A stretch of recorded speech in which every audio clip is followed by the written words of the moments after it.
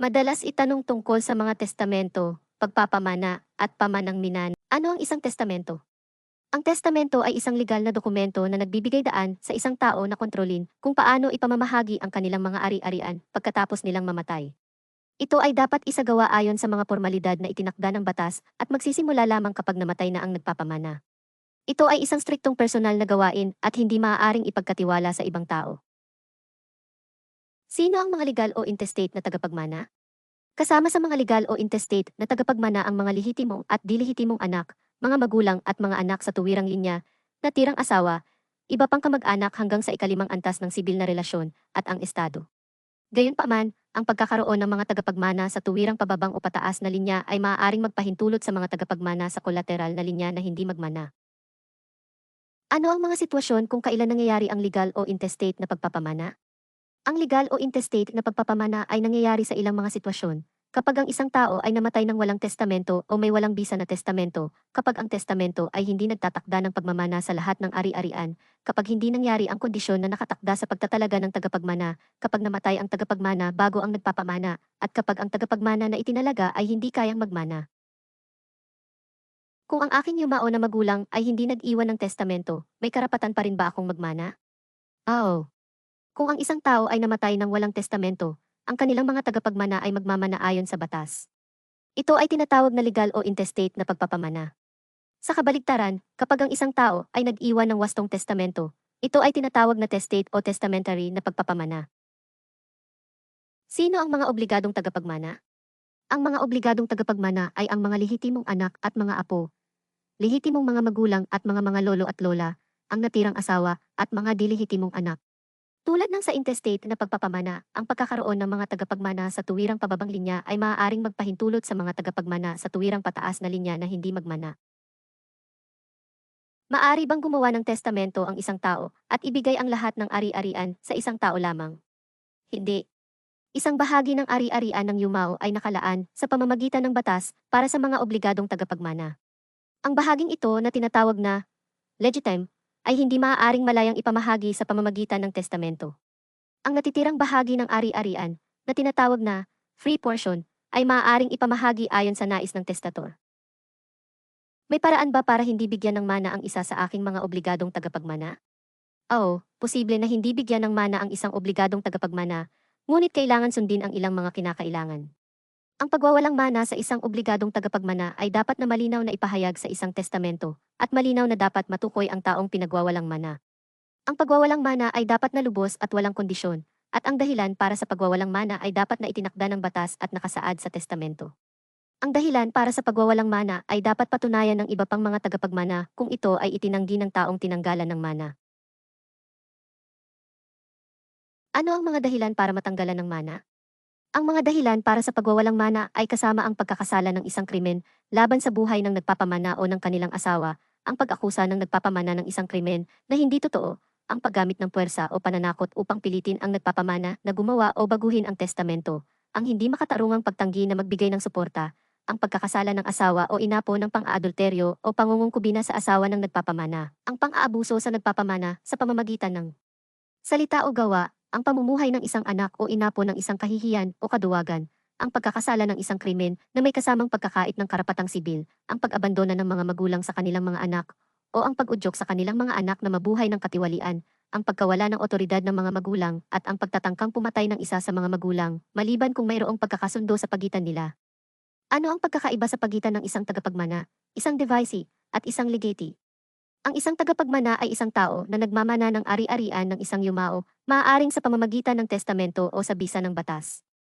Ang isang devicee, isa na binigyan ng tunay na ari-arian, sa pamamagitan ng testamento, o legatee, isa na binigyan ng personal na ari-arian, sa pamamagitan ng testamento, ay nagmamana lamang ng partikular na bagay na ipinamana sa kanila.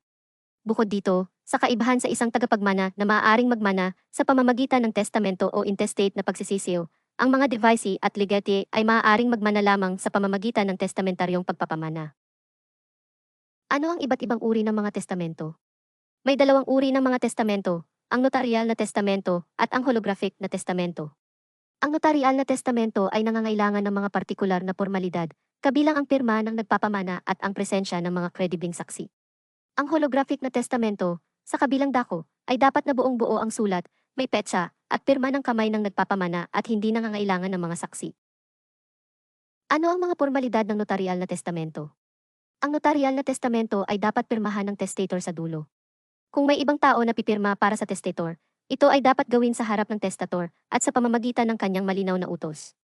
Ang testamento ay dapat na pinatututuhanan at pinirmahan ng tatlong o higit pang mga kredibling saksi sa harap ng testator at sa harap ng isa't isa.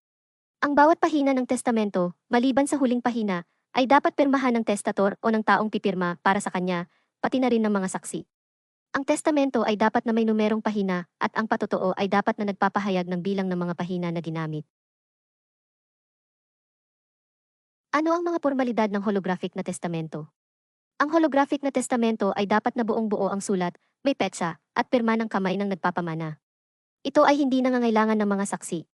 Ang mga disposisyon na nakasulat sa ibaba ng pirma ng nagpapamana ay dapat may petsa at pirma ng nagpapamana upang maging bisa bilang mga disposisyon sa testamento. Kung mayroong maraming disposisyon na walang mga petsa, ang petsa ng huling disposisyon ang nagpapawalang bisa sa mga naunang disposisyon, anuman ang oras ng mga naunang disposisyon. Ano ang probat? Ang probate ay ang legal na proseso ng pagpapatunay sa bisa ng isang testamento. Ito ay nagpapahalaga sa pagtukoy kung ang testamento ay sumusunod sa mga kinakailangang formalidad. Ang probate ay sa pilitang kinakailangan bago mabahaginan ang ari-arian. Ito ay nagpapatiyak na ang testamento ay tunay at nag-iwas sa pandaraya o pagpapalit ng mga testamento. Ang mga nilalaman ng testamento ay hindi ang sentro ng probate proceedings. Maari bang bawiin ang isang testamento kung nagbago ang isip? Oo, ang isang testamento ay maaaring bawiin anumang oras bago ang kamatayan ng nagpapamana. Hindi pinapayagan ng batas ang nagpapamana na tanggihan ang karapatan na bawiin ang kanilang testamento. Ang pagbawi ay maaaring gawin sa pamamagitan ng paggawa ng isang bagong testamento na nagbabawi sa naunang testamento o sa pamamagitan ng pisikal na pagwasak ng testamento. Kung ang testamento ay nawasak, dapat mayroong hangarin na bawiin ito at hindi ito nangyari sa aksidente lamang. Bukod dito, upang mabawi ang testamento, dapat itong wasakin ng nagpapamana mismo o ng ibang tao sa ilalim ng malinaw na utos ng nagpapamana. Kung ang testamento ay nawasak ng walang utos ng nagpapamana, ito ay maaari pa ring maipatutunay at ang ari-arian ay maaaring ipamahagi ayon sa nilalaman nito kung ang mga ito at ang tamang pagpapatupad nito at ang katunayan ng hindi otorisadong pagwasak nito ay napatunayan sa harap ng hukuman. Paano ginagawa ang pagtanggap ng mana? Ang pagtanggap ng mana ay maaaring maging malinaw o ipinahahayag. Ang malinaw na pagtanggap ay maipapakita sa pamamagitan ng mga aksyon tulad ng pagbibenta, pagbibigay, o pagpapasa ng karapatan sa ibang tao, o ang pagtanggi sa mana para sa kapakanan ng mga kapwa tagapagmana. Ang ipinahahayag na pagtanggap ay nagaganap kapag ang isang tagapagmana ay hindi nagpahayag sa hukuman sa loob ng 30 araw matapos maglabas ng utos para sa pamamahagi kung siya ay tatanggapin o tatanggihan ang mana sa kaso ng judicial settlement. Kung hindi ko nais tanggapin ang aking mana, maari ko bang tanggihan ito? Oo, maaari mong tanggihan ang iyong mana kung hindi mo nais tanggapin ito. Ang pagtanggi ay isang voluntaryong gawain at ang mga epekto ng pagtanggap o pagtanggi ay umaabot sa oras ng kamatayan ng yumao. Gayunpaman, hindi maaaring tanggihan ang mana ng isang tao maliban kung siya ay tiyak na patay na ang taong kanyang mamamanaan at tiyak na may karapatan siya sa mana. Hindi maaaring tanggihan ang mana ng maaga dahil kung ang tao ay buhay pa, wala pang dapat tanggapin o tanggihan. Paano kung maihahayag ang pagtanggi ko sa aking mana? Sa pagtanggi sa mana, kinakailangan na ang pagtanggi ay isagawa sa pagsusulat na maaaring maging sa isang pampublikong o otentikong instrumento o sa pamamagitan ng petisyon na isinumite sa hukuman na may jurisdiksyon sa mga proseso ng testamento o intestate. Abiso, ang impormasyong ibinigay ay inilaan lamang para sa pangkalahatang impormasyon at hindi dapat ituring bilang payo sa batas. Ito ay hindi kapalit ng propesyonal na payo sa batas. Walang abogado-kliyente na ugnayan na nabuo sa pamamagitan ng paggamit ng impormasyong ito.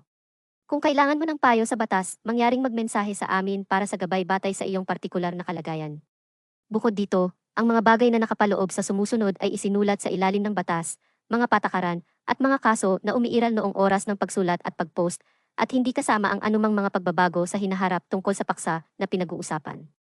Maaari kang magmensahe sa amin sa aming pahina sa Facebook ng J.C. Law Office.